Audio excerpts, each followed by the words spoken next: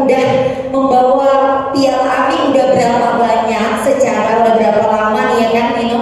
Bisa sharing sama kita dong, gimana sih pengalaman kamu? Sampai Mas Wamen.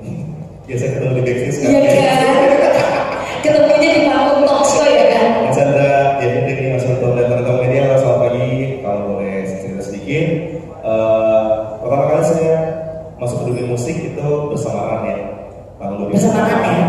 Tahun 2008 mulai, terus kemudian kalau nggak salah tahun 2011 atau 2012 itu adalah Piala AMI pertama saya bersama Ran. 2011? 11 tepuk tangan nih, udah lama banget. Tapi seiring berjalan waktu, saya juga akhirnya membentuk sebuah kelompok pencipta lagu bernama Laila Nino. Ya. Dan semenjak saya merilis karya bersama Laila Nino, tahun 2018 atau 2018 kalau nggak salah, saya mendapatkan Piala AMI pertama bersama Laila Nino. Dan tahun lalu alhamdulillah saya udah punya piala. Keren, dia dapat dong yang ini, keren banget ya.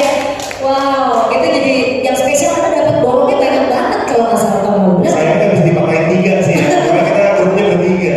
Jadi ditaruh di mana posisinya? Ditaruh di kantor. Ditaruh di kantor karena karya bersama ya. Alhamdulillah sampai hari ini kurang lebih sudah punya 10 ya. Wow, beres. Nino, itu kerjanya kayak apa Nino? Lumayan lah, jadi kalau ketemu sama mertua tuh kelihatan ada kerjanya. Bangga.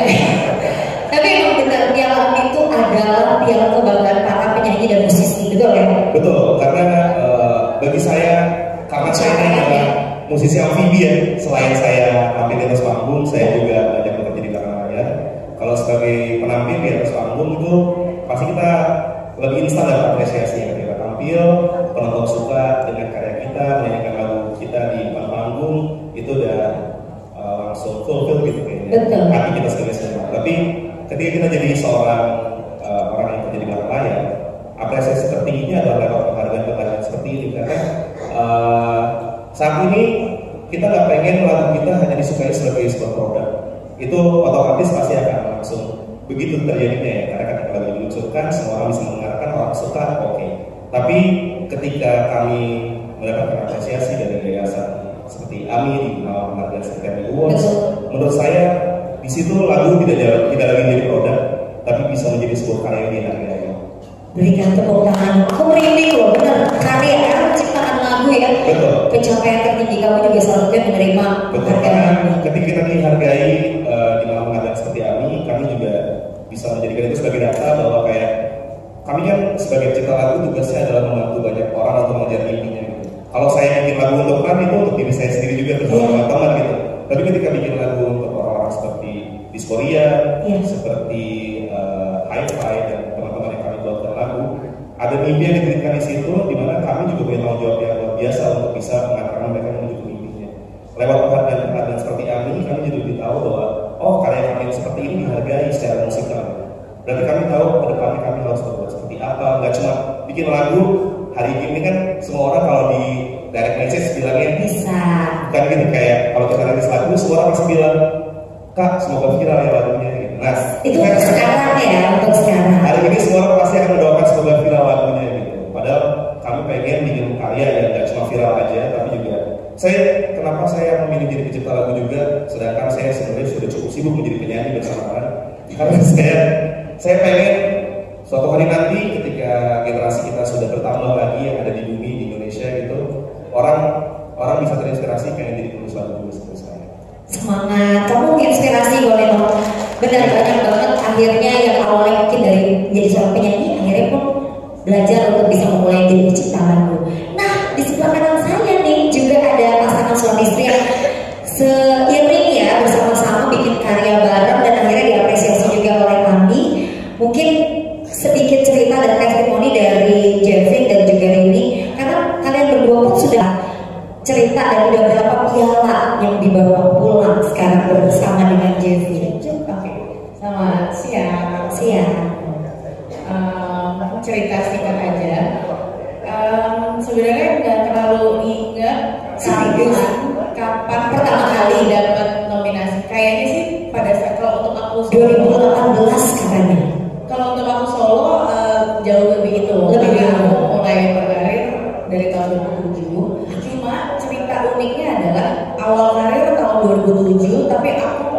pertama kali menang untuk AMI Awards itu tahun 2020. Jadi sebelumnya tuh benar-benar nominasi dan akhirnya aku menang dengan kategori yang genrenya R&B yang memang aku sukai.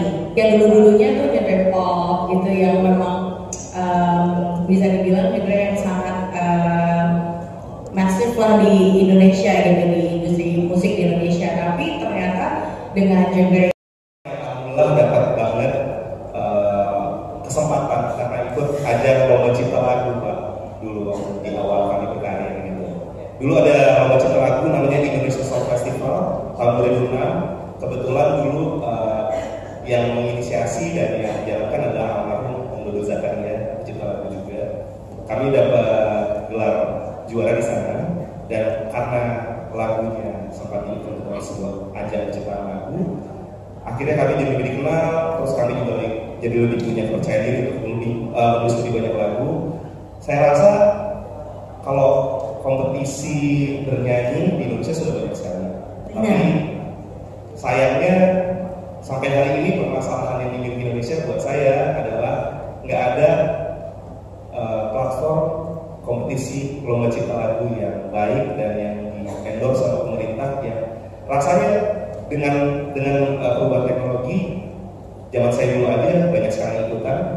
Sekarang semua orang punya fasilitas yang mudah sekali untuk bikin lagu. Semua orang bisa bikin lagu sendiri di rumah. Semua orang udah punya referensi yang lebih banyak karena di YouTube. Dulu kami harus dengar CD Pak. Kalau misalnya CD macet kami waktu kita. Jadi andai kata pemerintah bisa membuat sebuah kompetisi lomba cipta lagu untuk segala kalangan yang mungkin bisa untuk anak-anak, remaja, karena ada kesenian tersendiri buat saya juga melihat mungkin apalagi ini bisa menjadi yang punya anak ya pasti mereka juga nggak suka kalau misalnya melihat anaknya terlalu banyak mendengarkan lagu yang sebenarnya tidak baik buat dikonsumsi sama anak gitu. Jadi ada lomba cipta lagu anak, ada lomba cipta lagu remaja. Jadi bikin beberapa kategori ya. Pun sebenarnya untuk para pencipta lagu kita yang mungkin lebih senior diberikan juga gelanggang bagi mereka untuk berkarya lagi lewat lomba cipta lagu veteran mungkin atau apapun bahasanya gitu. Karena kita nggak bisa pungkiri banyak banget karya cipta lagu Indonesia yang akhirnya evergreen sampai sekarang itu akhirnya dari kompetisi lomba cipta lagu. Mungkin Om Chandra yang paling tahu ya kalau ada lomba cipta lagu remaja gitu. Kalau misalnya itu bisa dihidupkan kembali itu akan sangat baik. Saya rasa sih kalau apa yang ingin saya sampaikan sebelum kita berpikir gimana caranya untuk kita keluar, kita benar-benar di dalam sekarang. Dari dalam dulu ya. Dari dalam dulu Setuju. karena banyak banget potensi-potensi kreatif di Indonesia yang menurut saya masih bisa ditingkatkan. Kalau misalnya kita bisa benahi dari dalam, mereka akan keluar dengan sendiri. Terima kasih pertanyaannya. Bagusnya kita laksanakan aja. Wah, aduh aku merinding loh, langsung dari approve. Masuk akal sekali gitu ya, bahwa kita nih banyak dan memang mungkin itu bisa menjadi semacam ajang untuk terutama anak muda dari berbagai daerah untuk berlomba menciptakan lagu-lagu dan Betul, Pak. saya kira bagus sekali kalau ada afirmasi juga selain lagu-lagu dewasa, ada juga yang remaja, Lagu anak juga ya. Saya melihat lagu anak-anak ini yang sekarang ini agak jarang kelihatan. Ada Pak, ada anak saya Pak masih punya lagu. Emang jarang kok bener. Terima kasih usulnya itu Mas Nino. Saya kira nanti Setuju. sama Pak Wamen kita sama-sama. Tepuk tangan dong buat Pak Menteri dong. Suaranya ya beda loh. Ya asal Mas Dino jadi ketuanya untuk ya kasih ini juga harus tanggung jawab juga. Kita kan fasilitator. Ya Mas Dino ya. Mas Tino, Gimana setuju nggak untuk media? Setuju ya.